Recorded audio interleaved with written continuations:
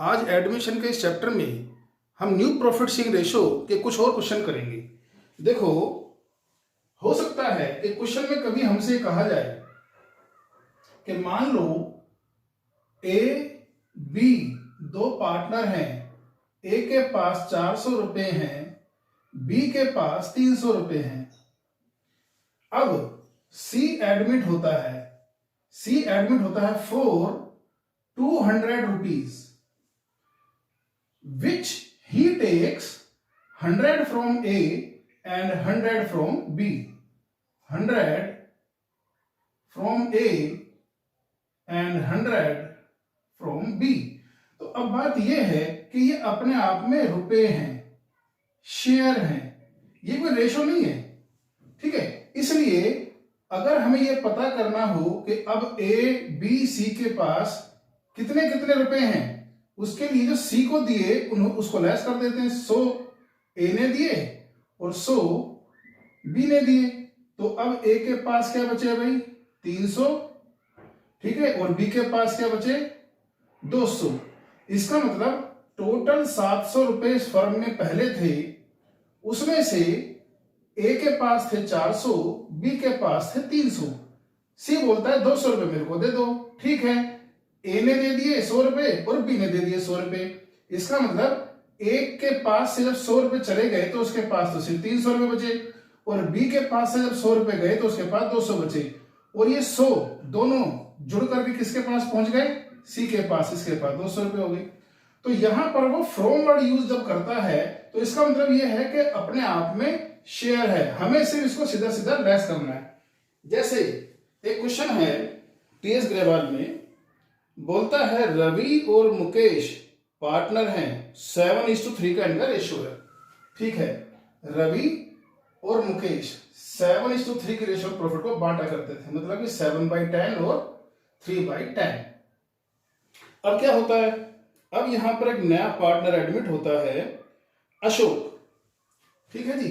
अब अशोक जो होता है वो 3/7 शेयर चाहता है, तो Ashok comes for 3/7 share in this firm, which he takes 2/7 from आपका रवि और 1/7 from मुकेश।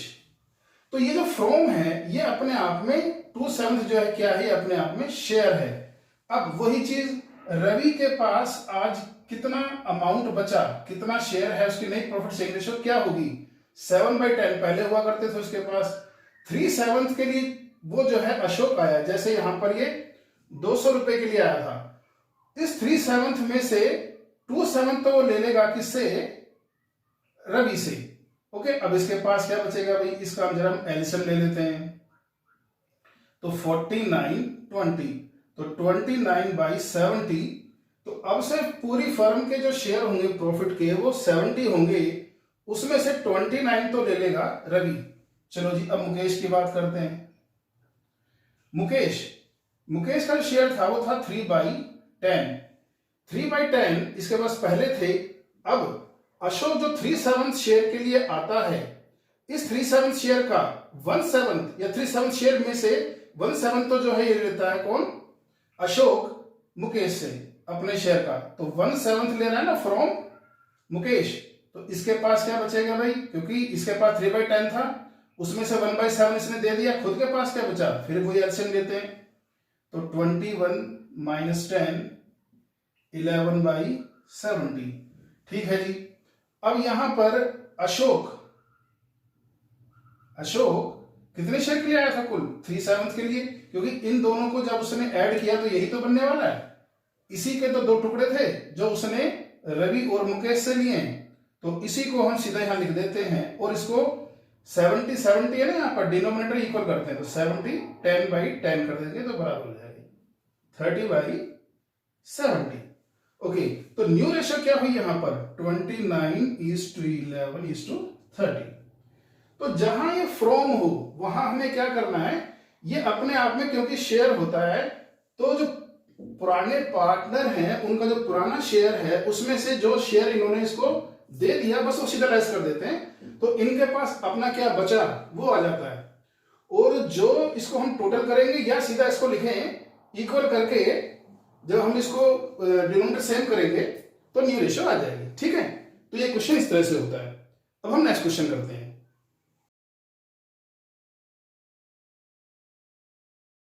नेक्स्ट क्वेश्चन हम ले रहे हैं थर्ड। कहता है A and B are partner sharing profits and losses in the proportion of 7:5। They agree to admit C their manager into partnership who is to get 1/6 share in the profits. He acquires this share as 1/24 from A and 1/8 from B. Calculate new profit sharing ratio. अब question में कहता है कि A और B दो partner थे, इनका ratio आपस का था 7:5, मतलब कि ये 12 हिस्से करते थे प्रॉफिट की, 7/12 और 5/12, 7 + 5 12। ओके, सी आता है, कहता है अब से टोटल 6 हिस्से होंगे प्रॉफिट के, एक तो मैं लूंगा, और इस एक शेयर को कैसे लेगा वो, फ्रॉम ए 1/24 और फ्रॉम बी 1/8। तो यहां पर फ्रॉम वर्ड आ गया है, तो अपने आप में ये शेयर है, ये रेशो नहीं है। ठीक है, तो अब यहां पर हमको बस ये पता करना है कि सी के इनसे अपना हिस्सा लेने के बाद इनके पास क्या बचा, 7/12 ए के पास था और 5/12 बी के पास था। सी तो आया ही था 1/6 शेयर के लिए। ठीक है, इसने 1/24 ए ने किसको दिया, सी को दिया, तो ठीक है 1/24।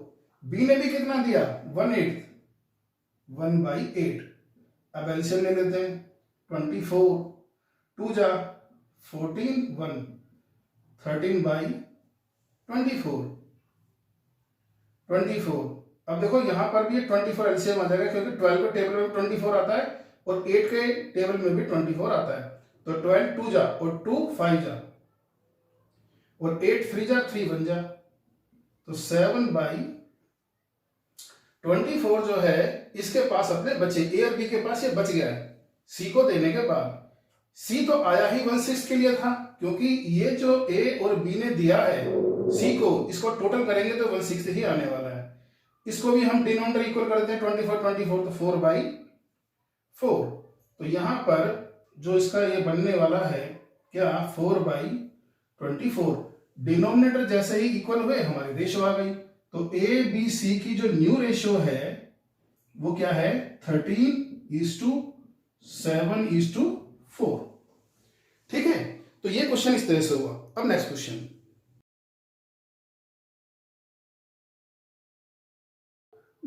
करते हैं फोर्थ। कहता है A B and C were partners in a firm sharing profits in the ratio of 3:2:1। They admitted D as a new partner for 1/8 share in the profits which he acquired 1/16 from B and 1/16 from C. Calculate the new profit sharing ratio of A, B, C and D. अब question में कहता है कि A, B और C तीन partner पहले से ही थे, आपस का इनका रेशो था 3:1, मतलब कि 6 हिस्से करते थे प्रॉफिट के, उसमें से 3 A लेता था, 2 B और 1 C। अब B एक नया पार्टनर आ रहा है, तो ये आ रहा है 1/8 शेयर के लिए। इस शेयर को वो 1/16 आधा लेता है फ्रॉम बी, ए से नहीं लेता, और 1/16 फ्रॉम सी। तो इस 1/8 शेयर के वो दो आधे आधे हिस्से कर देता है, और आधा वो बी से ले रहा है और आधा वो सी से ले रहा है। ए से यहां वो कुछ नहीं ले रहा है। अब हमको इन तीनों का रेशो निकालना है, क्योंकि यहाँ फ्रॉम वर्ड है तो अपने आप में पहले से ही वो शेयर है, हमें सीधा बस लेस करना है उसको। ठीक है, जो ए था वो लेता था पहले 3/6, हाँ वो किसी कुछ दे नहीं रहा, तो उसका जो है आगे भी 3/6 ही रहने वाला है। इधर बी 2/6 उसका पहले होता था, उसने 1/16 किसको दे दिया, सी को दे दिया। अब अगर आप यहां देखो तो यहां पर इसका एलसीएम अगर हम करेंगे तो 48 आ जाएगा। क्यों, 48 6 के टेबल में भी आएगा और 16 के टेबल में भी आएगा। अब 6 8 जा और 8 2 जा, ठीक है, और 16 3 जा और 3 1 जा। तो यहां पर देखा जाए तो 13/48 बी के पास बचा सी को 1/6 देने के बाद। इधर इसका 1/6 शेयर था, इसने भी 1/16 दे दिया सी को, इसके पास क्या बचा, अगेन 48 एलसीएम आएगा, 6 8 जा 8 1 जा और 16 3 जा और 3 1 जा 5/48। ये तो आया कितने के लिए था, 1/8 के लिए। इसका तो बस हमें डिनोमिनेटर इक्वल करना है, तो 6/6। तो यहां पर ये क्या हो गया, 6/48। इधर इसका भी हमें डिनोमिनेटर बस इक्वल करना है, तो 8/8, तो 24/48। अब जब डिनोमिनेटर इक्वल हो जाते हैं तो ये न्यू रेशो बन जाती है। तो ए बी सी और डी की जो न्यू रेशो है यहां 24 13 5 और 6 आ गई। ठीक है, तो ये क्वेश्चन इस तरह से हुआ। अब नेक्स्ट क्वेश्चन,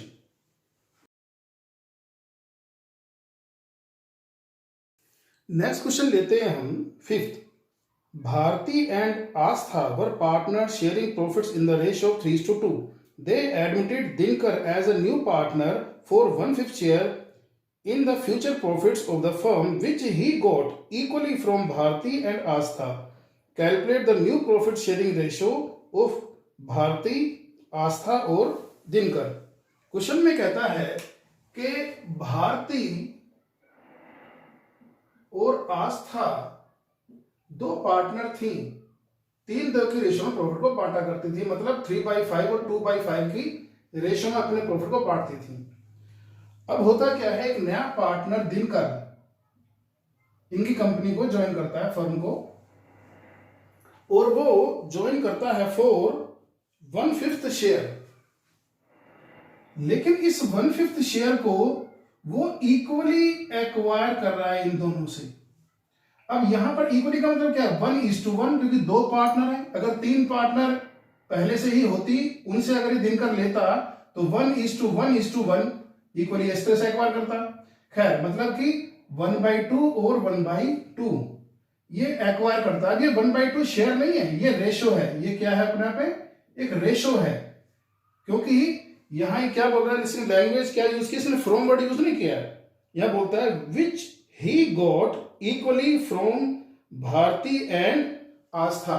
तो कह रहा है ये जो 1/5 शेयर इसका है, इसको वो इक्वली ले रहा है।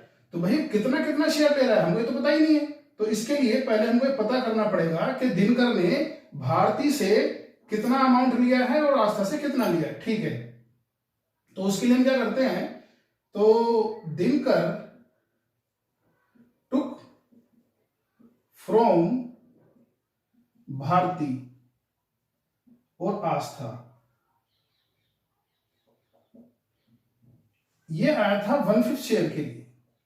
इसका आधा वो लेता है भारती से और आधा लेता है आस्था से। इसका मतलब 1/10 वो ले रहा है फ्रॉम भारती और 1/10 ले रहा है वो फ्रॉम आस्था।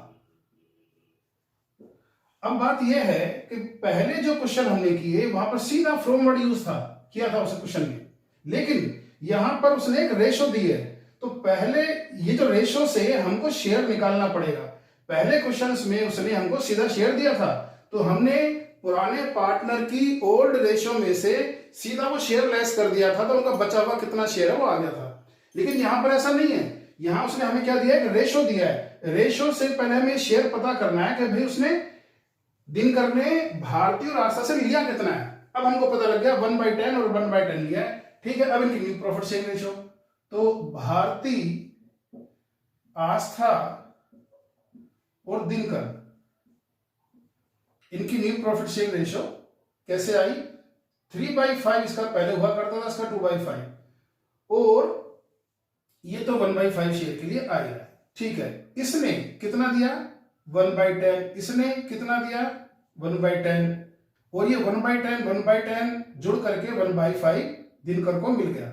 ओके, अब इसके पास क्या बचा, इसका एलसीएम ले लेते हैं 10, तो 5 2 जा और 2 3 जा 6 -1 5/10।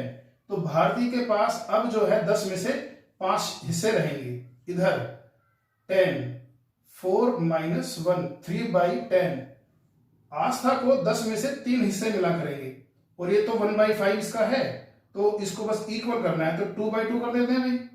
तो यहां पर 2/10। तो अब जब डिनोमिनेटर इक्वल हो गया तो न्यूमरेटर निकल आई हमारी, क्या है 5:3:2। तो ये क्वेश्चन इस तरह से हुआ। तो यहां पर जो डिफरेंस था पहले क्वेश्चन और इसमें, इस बार उसने आपको सीधा शेयर नहीं दिया कि दिनकर ने भारती और आस्था से कितना लिया, उसने ये नहीं बताया, उसने बताया इस रेशो में लिया। तो पहले हमने क्या किया, उस रेशो से ये पता किया है कि भारती से दिनकर ने कितना लिया और आस्था से दिनकर ने कितना लिया। ठीक है, मान लेते हैं वो हमसे बोलता कि इस 1/5 शेयर को वो 3:2 की रेशो में ले रहा है, भारती और आस्था से इसको ले रहा है। ठीक है, तो हम क्या करते, 1/5 का 3/5 और 1/5 का 2/5। तो भारती से लेता वो 3/25 और आस्था से लेता 2/25। तो यहां पर फिर हम जो 1/10 और 1/10 लेस किया है, ये 3/25 और 2/25 लेस करके तब इनका न्यूमरेटर निकलता। ठीक है, तो ये क्वेश्चन इस तरह से हुआ। अब नेक्स्ट क्वेश्चन,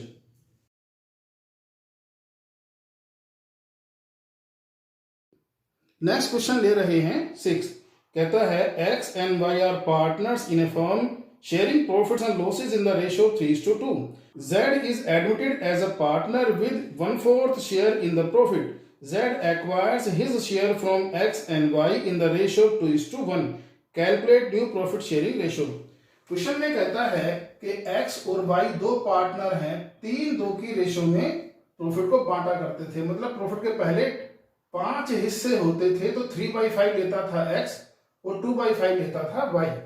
अब क्या होता है, Z आता है, Z कहता है मैं 1/4 शेयर लूंगा प्रॉफिट का। मतलब कि अब से 4 हिस्से प्रॉफिट के टोटल होंगे, एक तो Z ले लेगा, और इस शेयर को 1/4 शेयर को वो X और Y से 2:1 की रेशो में लेता है। ये अपने आप में रेशो है कि किस रेशो में ले रहा है। अभी हमको ये नहीं मालूम कि उसने कितना X से लिया है कितना Y से लिया है, तो शेयर तो हमको मालूम ही नहीं है यहां पर। ठीक है, तो शेयर कैसे पता करेंगे, तो ठीक है, Z टुक फ्रॉम X और Y कितना कितना जी, तो Z ने 1/4 को किस रेशो में लिया है, 2:1, मतलब 2/3 और 1/3। तो 2/3 तो लिया उसने 1/4 का X से, और 1/4 का 1/3 लिया उसने Y से। तो ये 2/12 और 1/12 आ गया। तो 1/4 को, अब इसको ऐसे बोल सकते हैं कि 1/4 शेयर के लिए Z आया, तो ये विच ही टेक्स 1/12 फ्रॉम आपका X, नहीं सॉरी 2/12 फ्रॉम X और 1/12 फ्रॉम Y।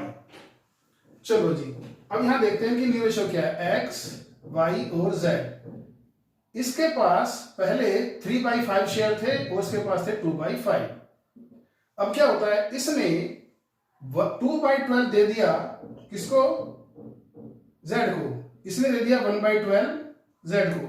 ये तो आया ही था 1/4 के लिए। ओके, चलो जी 60। अब 5 12 जा 60 और 12 3 जा 36, और ये आपका 12 5 जा और 5 2 जा 10, तो 26/60। इसके पास ये शेयर बचे, अब 60 होंगे टोटल, 60 में से 26 X लेगा इधर, 60 टोटल शेयर, इसका एलसीएम आ गया, और 12 2 जा 24 और 5 1 जा 5, 19/60। तो अब से टोटल शेयर प्रॉफिट के 60 होंगे, 19 उसमें से Y लेगा 26X। इधर इसको देखते हैं, हमको बस डिनोमिनेटर इक्वल करना है, तो 15/15 कर देते हैं, तो इसका मतलब 15/60। तो अब जो 60 में से टोटल 15 जो है Z ले लेगा। अब डिनोमिनेटर इक्वल होगा तो न्यू रेशियो आ गई हमारी यहां पर, क्या 26:19:15। तो क्वेश्चन में अगर पहले की तरह जैसे रवि और मुकेश वाले क्वेश्चन में उसने कहा था कि 3/7 के लिए आया था विच ही टेक्स 2/7 फ्रॉम आपका रवि और 1/7 फ्रॉम मुकेश। जब फ्रॉम वर्ड यूज करता है तो सीधा हम लेस कर देते हैं, लेकिन जब वो हमें कोई रेशो देता है तो पहले हमें वो शेयर निकालना पड़ता है मल्टीप्लाई करके रेशो से, उसके बाद उस शेयर को फिर माइनस करते हैं हम, ठीक है। तो ये क्वेश्चन इस तरह से हुआ। तो आज इस वीडियो में हम यही 4-5 क्वेश्चन ले रहे हैं, अगली वीडियो में कुछ और क्वेश्चन लेंगे। Thank you.